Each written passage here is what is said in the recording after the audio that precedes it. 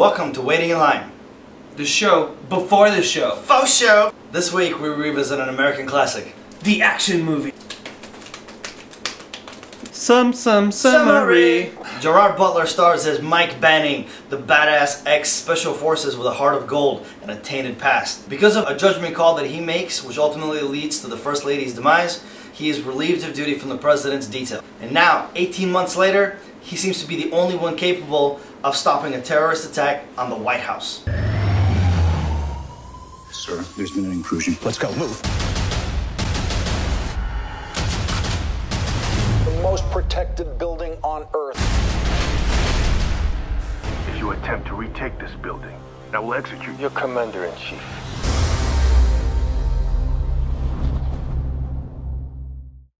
Olympus Has Fallen is directed by Antoine Fuqua, the same guy that brought you Training Day with Denzel Washington. I'm gonna go out on a limb here and say that Fuqua is a Steven Seagal fan. Which isn't a bad thing, but he might as well have called the movie Under Siege 3, Olympus Has Fallen. The entire time I kept thinking to myself, where's Casey Ryback?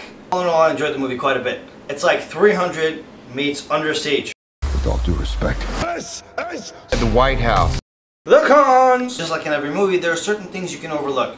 And then there are certain things that just make you say, what the Fuqua? After the opening sequence that explains Banning's past, you are thrown into the action. You pretty much spend about 15 minutes watching the bad guys take over the White House. You know, I'm pretty sure you have a better chance of driving an ice cream truck through the front gates and trying to take over the White House with a popsicle. The Presidential Secret Service in this movie was laughable. Their chest-slapping defensive tactics were absurd. Yeah, they might as well have been called the Special Service. They used the formula of eat bullet with face, which was ridiculous. To be honest, they were the textbook definition of cannon fodder. The next on our list of things that were absolutely irritating was the big swinging dick general. He made absolutely no attempt to use logic, reason, or tactics to try and take back the White House, trying to say, oh, we got the best guys in the world, let's just send them in. The best example of this was when he sent in 6 choppers full of Navy SEALs. Now keep in mind, his only intelligence on the ground had told him, don't send in the SEAL team until I do some recon. Gerard Butler discovers a secret weapon placed at the top of the White House designed to prevent anyone coming in from the roof. Basically a smart minigun. It's basically a smart minigun. It's basically a smart minigun. Don't even get me started, it was just a minigun.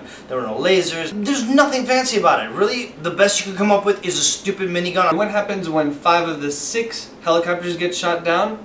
The 6th one leaves after the weapon's been destroyed. It leaves? You couldn't go and help Gerard Butler out? Are you fucking kidding me? Now right now you're probably thinking, what exactly do you mean it's taking parts from Under Siege?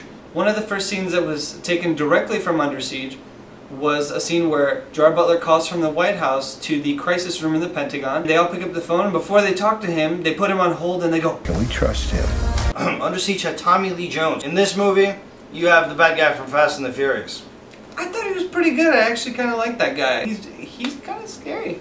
You thought it was a good bad guy? Are you kidding me? The entire time he talked without actually opening his mouth. I am the bad guy. It's scary. Ugh. At the beginning of the movie, he's wearing these glasses, kind of like this, and as soon as he becomes the bad guy, he reveals his secret identity by taking them off and going.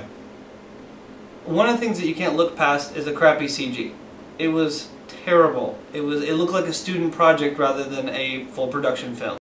Pros. All things this movie did wrong were overshadowed by all the things it did right. For starters, the pacing in the movie was just perfect. There was never a time where you felt like the movie dragged. On top of that, the action sequences, although scripted, were phenomenal. They were very entertaining to watch. They never felt forced. Even though they were entertaining, these fight sequences were never overboard. What do we mean by over the top? Let us show you.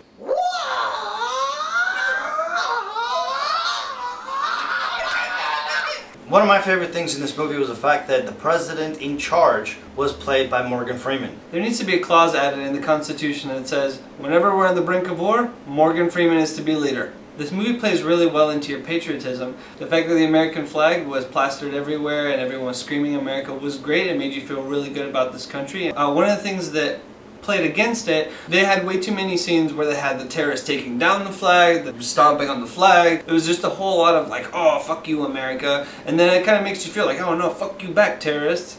They just didn't need to go to that extent. Something we want to touch on quickly is the excellent use of snappy dialogue. The conversations between Gerard Butler and the crisis room were absolutely hilarious. My favorite scene of the movie involved an interrogation, where Gerard Butler took an unorthodox approach to extracting information. He used a secret technique called knife to throat. this is the end. Well, it's that time of the show again where we get to tell you what we think of the movie. So Roman, what did you think? Honestly, I give it a 5. It's a solid movie. I'll buy it again, watch it again, and feel like a man at the end of it. I'm going to have to disagree with you on that one. I give this movie a solid 4. Can we meet halfway? Yeah, it's a solid 4. I love the action, I love the snappy quirks. Unfortunately, that's not going to be a movie that I want to buy. Once again, my name is Lubo, this is my brother Ruben, aka Prue from The Daily Struggle, and this is Waiting in Line. Next week we're going to review G.I. Joe Retaliation. I can't wait for The Rock. Yeah, we're going to be more manly men. Yeah. Make sure you give us a thumbs up, subscribe, and let us know what you think.